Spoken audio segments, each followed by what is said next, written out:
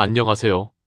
오늘은 물가 상승, 즉 인플레이션이 경제에 미치는 영향과 이를 언론이 어떤 방식으로 보도하는지에 대해 살펴보겠습니다.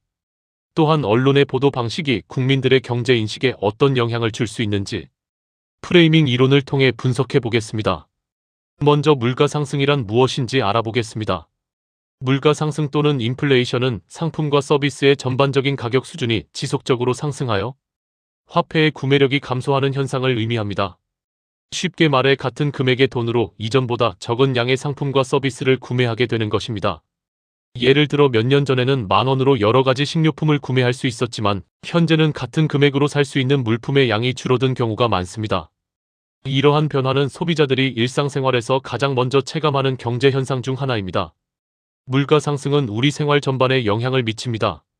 식료품 가격, 교통비, 전기요금, 외식비, 주거비 등 다양한 분야의 가격이 물가와 연결되어 있기 때문입니다.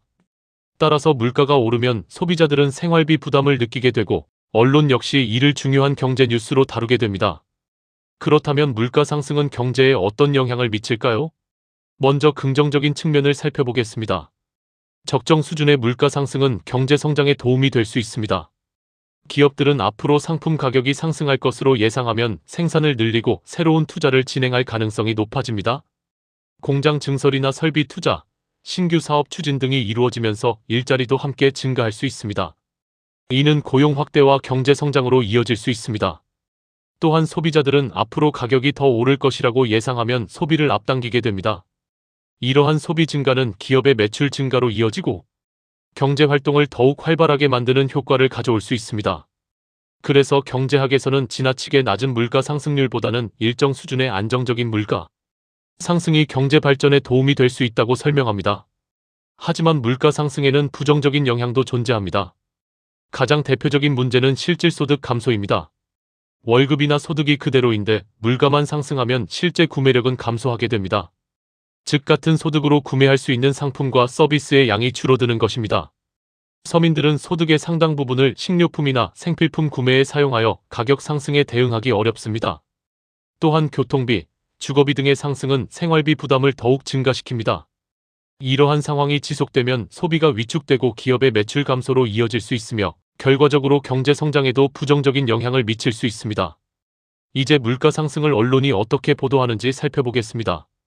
이를 분석하기 위해 프레이밍 이론을 적용하였습니다. 프레이밍 이론은 동일한 사실이라도 언론이 어떤 측면을 강조하여 보도하느냐에 따라 사람들의 인식과 해석이 달라질 수 있다는 이론입니다. 언론은 수많은 정보 중 특정 부분을 선택하여 강조하는데 이러한 과정에서 독자들은 해당 현상을 특정 관점으로 이해하게 됩니다. 예를 들어 물가 상승이라는 같은 현상에 대해 어떤 언론은 서민 경제 위기라는 관점으로 보도할 수 있습니다.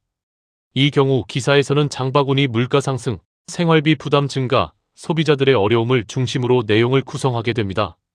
반면 다른 언론은 국제 원자재 가격 상승에 따른 일시적 현상이라는 관점에서 접근할 수 있습니다. 이 경우 국제 유가, 환율 변동, 공급망 문제 등 물가 상승의 원인을 중심으로 설명하게 됩니다. 이처럼 언론이 어떤 원인과 영향을 강조하느냐에 따라 독자들이 경제 상황을 바라보는 시각도 달라질 수 있습니다.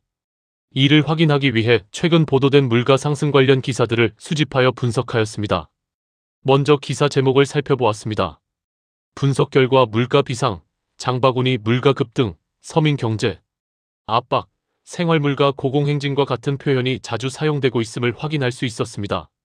이러한 표현들은 물가 상승의 부정적인 측면을 강조하며 독자들에게 위기의식을 전달하는 역할을 합니다.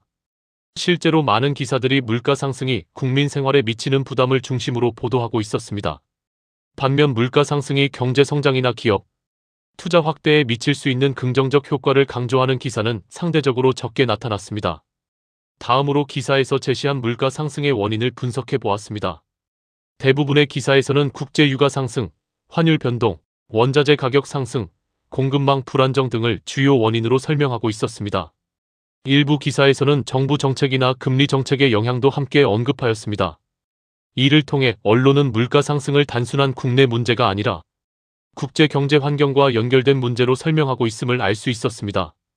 또한 물가 상승이 누구에게 영향을 미치는지 분석한 결과 소비자와 가계의 부담을 강조하는 기사가 가장 높은 비중을 차지하였습니다. 식료품 가격 상승으로 인한 생활비 증가, 실질소득 감소, 외식비 부담 확대 등의 문제가 집중적으로 다루어졌습니다. 기업의 생산비 증가 문제도 언급되었지만 상대적으로 소비자와 서민 경제의 어려움을 강조하는 보도가 더 많았습니다.